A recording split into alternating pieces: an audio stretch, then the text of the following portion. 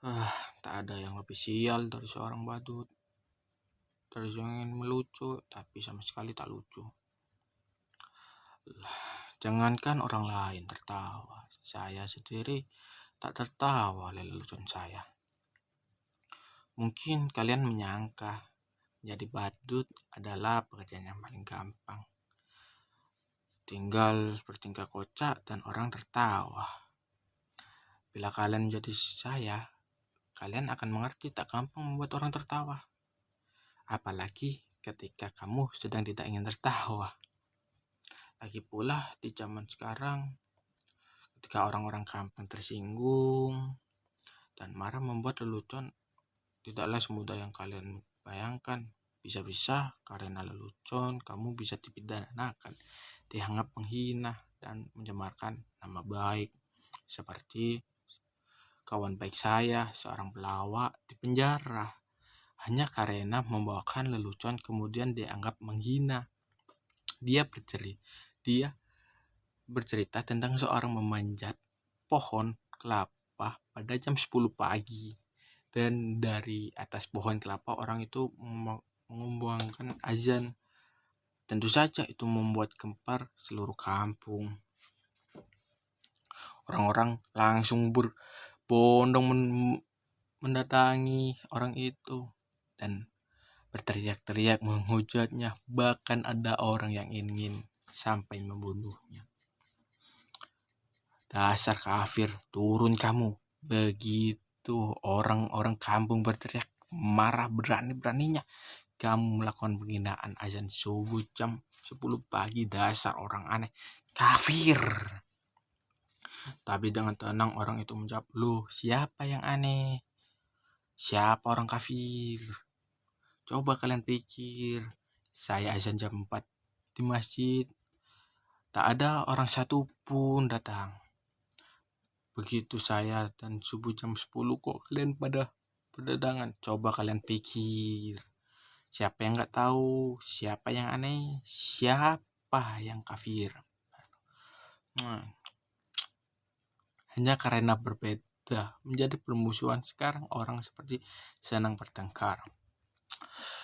Kalau Descartes bilang aku berpikir maka aku ada, orang sekarang seperti bilang aku bertengkar maka aku ada. Pertengkaran menjadi komedi diperjualbelikan, bahkan seringkali diberi pembenaran atas nama keyakinan. Ayat-ayat digunakan untuk kepentingan kekuasaan. Makanya seorang sekarang ini susah membuat orang tertawa. Dulu kata bapak saya, jadi badut itu lumayan enak karena penghasilannya lumayan. Bapak saya yang sering diundang karena orang-orang butuh hiburan, badut dan pelawak dianggap masih lucu lah. Kalau sekarang pelawak saja kalah lucu, kok sama politikus. Aduh, aku nggak nyangka kamu akan datang. Silakan, maaf berantakan. Banyak kursi biasa ada di warung. Duduklah, makanan di antara barang-barang yang berantakan, tapi nggak lapar. Syukurlah, kebetulan saya tak punya apa-apa, tapi bisa pesan GoFood kok. Tapi kamu yang bayar ya.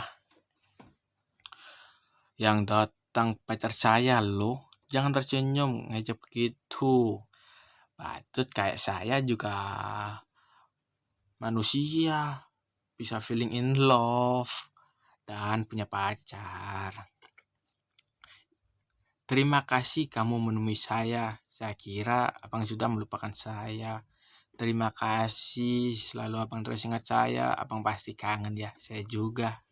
Rindu itu berat, kamu gak akan kuat, biar aku saja. Aku kira kamu sudah gak mau sama saya. Katanya kamu punya pacar baru, tampan, lebih kaya, sampai di ujung kursi.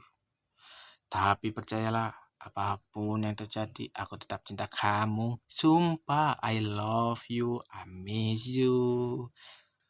Boleh aku peluk kamu? Boleh aku cium kamu? Dengan saya malu-malu, ia terus mendekati pacarnya hingga tanpa sadar ia sudah ada di ujung kursi panjang itu dan akhirnya terjatuh berkelimpangan dari kursi. "Abang, abang, abang!" Tak ada siapa-siapa, tak ada abang, tak ada yang datang. Badut itu langsung murung. Ternyata hanya khayalan saja. Gak ada pacar. Saya badut jomblo. Coba kalian bayangkan betapa sialnya saya. Sudah jadi badut, jomblo pula. Nasib saya benar-benar ambiar. Percayalah, jadi badut itu berat. Kamu gak akan kuat. Biar aku saja.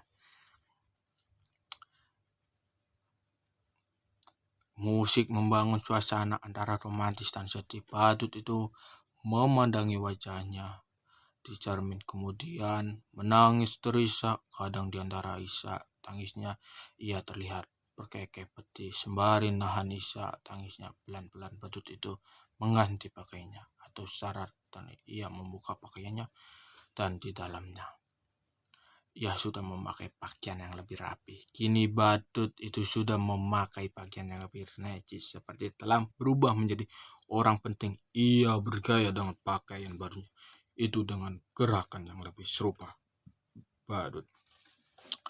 Kenapa kalian menganggap saya seperti itu? Ada saja. Ada yang aneh dengan saya? Sudah saya katakan saya ini orang yang sial, tapi memang aneh. Nasib selalu punya kejutan-kejutan yang tidak pernah saya duga.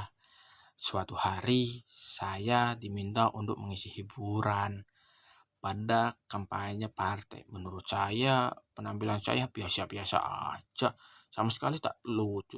Tapi kenapa semua orang hadir tertawa terpingkal-pingkal? Saya hanya menjentikan jari seperti ini, tapi semua orang tertawa. Saya hanya menggoyang-goyang bokong saya, semua tertawa. Bahkan ketika saya hanya berdiri diam, semua orang makin tertawa terbahak. Mereka terhibur dengan penampilan saya yang begitu bodoh dan tolol. Sungguh saya pernah merasa setolol saat itu. Lalu pemimpin partai itu mendatangi saya. Jabat saya, memuji-muji saya. Katanya saya adalah sosok yang karismatik, saya punya bakat untuk disukai semua orang, dan itulah kekuasaan seorang pemimpin. Lalu ia bilang pada saya, sekarang ini menjadi pemimpin tak perlu cerdas atau pintas, yang penting disukai banyak orang. Demokrasi membuat seorang menjadi pemimpin bukan lantaran kecerdasannya, tapi karena kemampuannya disukai. Saya benar-benar nggak tahu mengapa mereka menyuruh saya ikut pilkada. Padahal ijazah pun saya tak punya. Tapi mereka bilang, tenang saja, ijazah bisa dipalsukan. Jangankan ijazah, kebenaran pun bisa dipalsukan. Dan betapa sialnya saya menang pilkada. Barangkali zaman memang sudah gila. Mereka membeli saya karena dianggap bisa menghibur. Saya dianggap paling lucu yang bisa membuat hidup mereka bahagia. Ketika saya menjadi badut, saya tak pernah berhasil membuat orang tertawa. Tapi ketika jadi pemimpin berkali-kali saya membuat orang tertawa. Itulah kenapa saya bilang betapa sialnya hidup saya. Dulu menjadi badut, menjadi pemimpin pun tetap jadi badut. Badut yang bisa mereka atur, badut yang membuat mereka terhibur. Sungguh saya memang badut yang sial. Percayalah, menjadi badut itu berat. Kamu gak akan kuat, biar aku saja. Kembali terdengar sorak-sorai teriakan pemujaan hidup pemimpin kita. Hidup pemimpin kita. Panjang umur pemimpin kita. Hidup pemimpin kita. Hidup pemimpin kita. Teriakan itu terus bergema, makin bertambah keras. Sementara badut itu berdiri dan terkekeh aneh di atas meja. Sekian monolog dari saya. Saya Rizky Maulana pamit mengundurkan diri. Wassalamualaikum warahmatullahi wabarakatuh.